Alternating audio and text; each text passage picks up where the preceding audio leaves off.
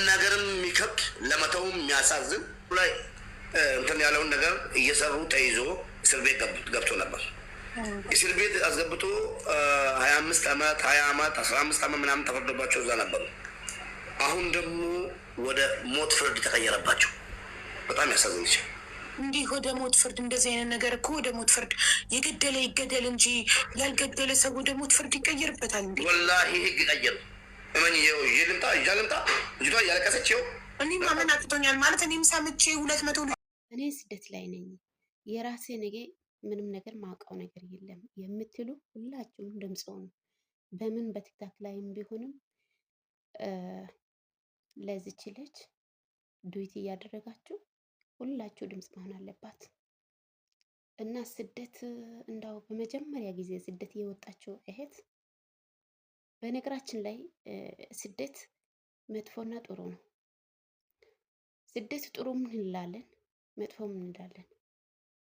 በዚህ ደረጃ የሚያስደርግ ስደቱ እንግዲህ በጣም አስከፊ ነው። እውነት አስከፊ ነው እና ዛሬ በዚህ ሶሻል ሚዲያ ላይ በብዛት ቲክታክ ላይ የሚንቀሳቀስ ነገር ለዚች ልጅ ነገር ነው። በጣም ከፍቶኛል ዛሬ የምር። ሁላችንም ደግሞ የራሳችንን አናቅም፣ ነገ የራሳችንን የሚደርስ ነገር አናቅም እና እጅና እግር እስከሚቆርጥ ድረስ በዚህ ድረስ የደረሰ ነገር በምን ምክንያት የምን ህመም ነው በዚህ ኃይል እጅና እግር የሚያስቆርጥ ነገር? በመጀመሪያ ወደ ኢትዮጵያ ወደ ዱባይ በትራንዚት መታለች። ከዱባይ ደግሞ ወደ ሳውዲ አረቢያ ተጓዛ ነበረች። በዚህ ሳውዲ አረቢያ ከገባችው አየር ማረፊያው ላይ እንግዲህ ትንሽ አዞሯት። ከዛ በኋላ ነው ወደ ሐኪም ቤት ከሷ ጋር የመጡ ሶስቱ ወደ ቢሮ ከሄዱ እሷ ደግሞ ወደ ሐኪም ቤት ነበር ሄደችው። እውነት አስከፊ ነው፣ በጣም አስከፊ ነው። ጊዜ በጣም ያስፈራል። እራሷን ማታቅም ነበር። ወደ ሐኪም ቤት ከገባችው በኋላ ራሷን ሳታቅ ራሷን ካወቀችው በኋላ እግርና እጅ ሲጠፋ ምን እንደሚሰማ እኔ በእውነት ይሄ ስደት እንግዲህ ለብር ብለን ከሀገራችን ወጥተን በዚህ ደረጃ ሲሆን በጣም ነው የሚከፋው። እቺ ልጅ ባለቤት አላት፣ እቺ ልጅ ልጅ አላት፣ እቺ ልጅ ቤተሰብ አላት። እንዴት እንደሚሰማችሁ እስኪ አስቡ። በዛ ላይም በ3 ወር ነው፣ በ3 ወር ውስጥ እንደዚህ ደረጃ ደረሰችው። ወይም ሰው ቤት ገብታ እየሰራች አይደለም፣ ገና ከኢትዮጵያ ከመጣችሁ ነው እንደዚህ ነገር ተፈጸመላት። ግን እንደዚህ አይነት የሚያደርግ ምን አይነት ጨካኝ ሰው ነው? ምን አይነት አእምሮ ያለው ሰው ነው? ምን አይነት አስተሳሰብ የሌለ ሰው ነው? እንደዚህ እጅ እግር የሚቆርጥ ሰው። እውነት ምን አይነት ጊዜ ላይ ነን ያለን? ምን አይነት ዘመድ ላይ ነን ያለን? በጣም በጣም በጣም ነው የሚገርመው። በእውነት ነው የምላችሁ፣ በጣም አስከፊ ጊዜ ላይ ነን ያለን። የሚያስፈራ ጊዜ ላይ ነን ያለን እና ኢትዮጵያ ላይ ያሎቹ ደላሎቹን መያዝ አለባችሁ። እንደዚህ ሳውዲ አረቢያ የሚወስዱ ሚሰሮቹ በዚህ ደረጃ ደግሞ የሚያስደርግ ቢሮ መያዝ አለበት። እኛ ሁላችን በቲክታክ ላይም ቢሆንም በዚህ በዩቲዩብ ላይንም ያው ሰሞኑ እሱ ብቻ ነው በቃ ዛሬ እሷ ብቻ ናት እየተወራችው ያለችው። በዛ ላይም ሐኪም ቤትም ያው ለሷ እሷም አታውቅም ነበረ። አንድ እህታችን ናት ቀርጻ ወደ ሚዲያ አመጣችው።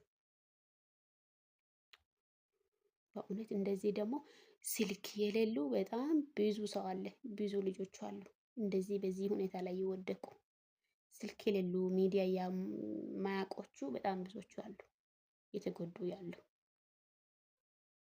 እና እውነት በጣም የተሰማኝ ነበር። ጠዋት አይቼ እንደዚህ አይነት ስማም ወልድ በእውነት በጌታ በኢየሱስ ስም እንደዚህ አይነት ነገር በፍጹም በፍጹም በህይወቴ ስደት ከፎቅ ጥሎ ይወድቃሉ ሲል ይህን ደግሞ አለ አይደለ ሴትዮዋ እንደዚህ ታደርጋለች ስል እሰማለሁ። ግን በዚህ ኃይል እጅግር የሚያስቆርጥ ነገር ህይወቴ እውነቴ ነው የምላችሁ እኔ ፈራው፣ በጣም በጣም ፈራው። ይብቀኝ ይሄ ስደት እውነት ይብቀኝ። ቤተሰቦቿን ለመለወጥ ራሷን መለወጥ ልጆቿን ለመለወጥ ነው የወጣችው እና በዚህ አጋጣሚ ባለቤቷ በሁለት ኢትዮጵያዊ ጋር እንደጓዘች ያወራ ነበረ በቲክታክ ላይ። በጣም ብዙ ነው እንግዲህ በላይፍ ላይ የሚያወሩ እንደዚህ ሁለት ጓደኞቿ ወደ ቢሮ ከሄዱ በኋላ ነው እሷ ደግሞ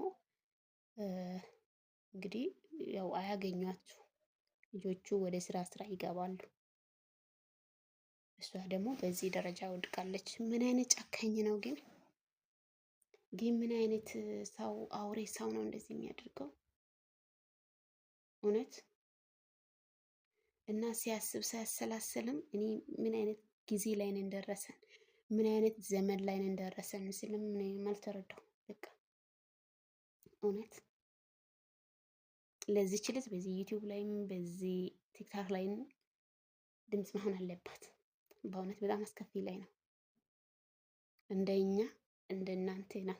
እኔ እንደናንተ ነው ከሀገር የወጣችው። እለውጣለሁ፣ ገንዘብ አገኛለሁ፣ ሰው ሆናለሁ ብሎ ነው ሰው ከሀገር የሚወጣው።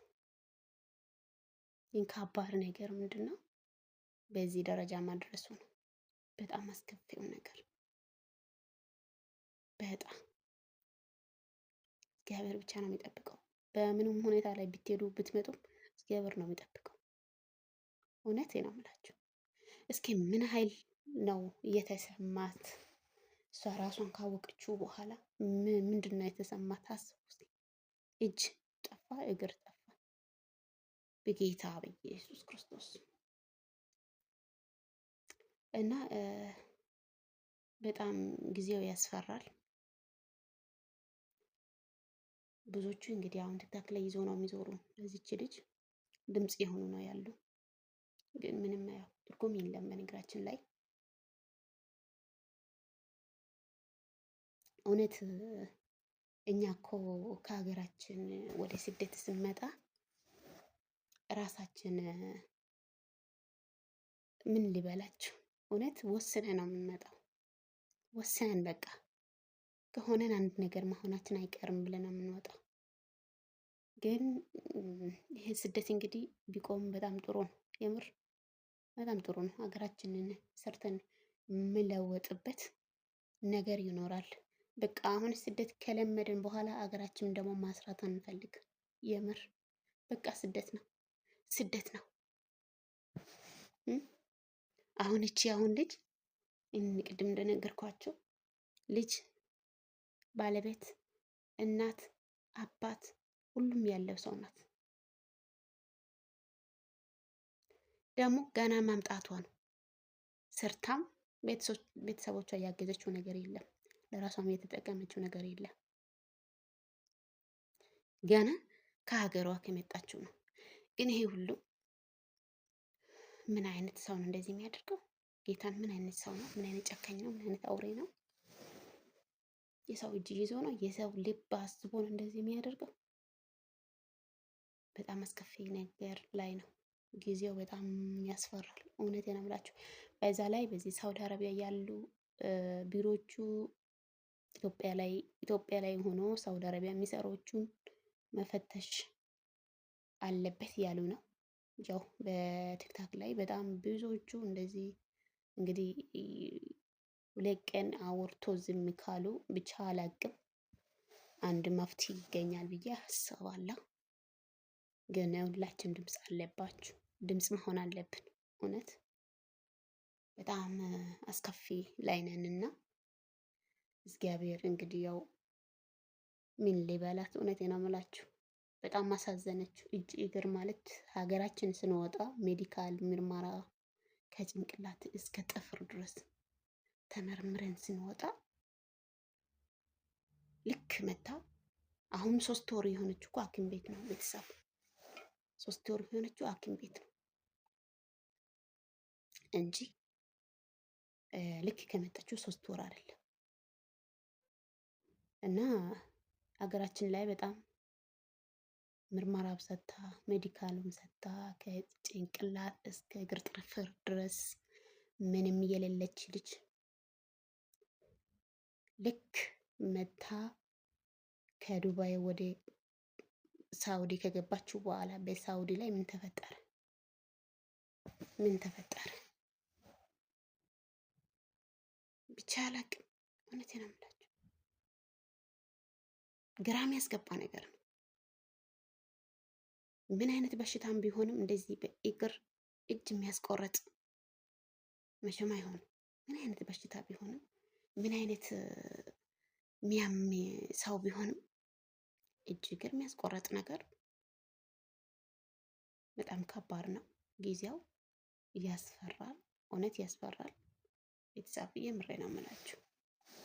ይሄ ስደት እንግዲህ ብዙ ጊዜ ነው የሚሰማው። ሴትዮዋ ጥሩ አይደለችም፣ ስራ ይበዛብኛል፣ ደግሞ ከፎቅ እንደዚህ ነው፣ ከፎቅ ወርቃለች፣ መስታወቱ እያጸዳች እንደዚህ ሆናለች ስል ነው የሚሰማው። ግን አሁን እጅ እግር የሚቆርጥ ነገር ነው መጣ። ወይ ጉድ! እግዚአብሔር ወይ ወደ ሀገራችን አብቀን፣ ወደ ሀገራችን አብቀን። ስደት ላይ ጉንፋን እንዳይዛችሁ፣ ስደት ላይ ጉንፋን እንዳይዛችሁ። እግር እጅ ማጣት ምን አይነት ጉድ መሆኑ፣ ምን አይነት ክፉ መሆኑ፣ ምን አይነት መጥፎ መሆኑ እኔ ደጋግሜ ጠዋት ጀምሬ የማስበው እሺ ከሀገራችን ተመርምረን ስንወጣ ዱባይ ስትሄድ ዱባይ ላይ ጤነኛ ናት፣ ዱባይ ማረፊያ ላይ ጤነኛ ናት፣ አየር ማረፊያ ላይ ሳውዲ ከገባችሁ በኋላ እንደዚህ የሆነችው አይዶ ነው። ግን ሁላችንም ድምፅ ሆኑ ለዚች ልጅ እግዚአብሔር ይጠብቃችሁ፣ ከክፉ ይጠብቃችሁ፣ ይጋርዳችሁ፣ ወደ ሀገራችሁ ያውቃችሁ። አሜን በሉ። እውነት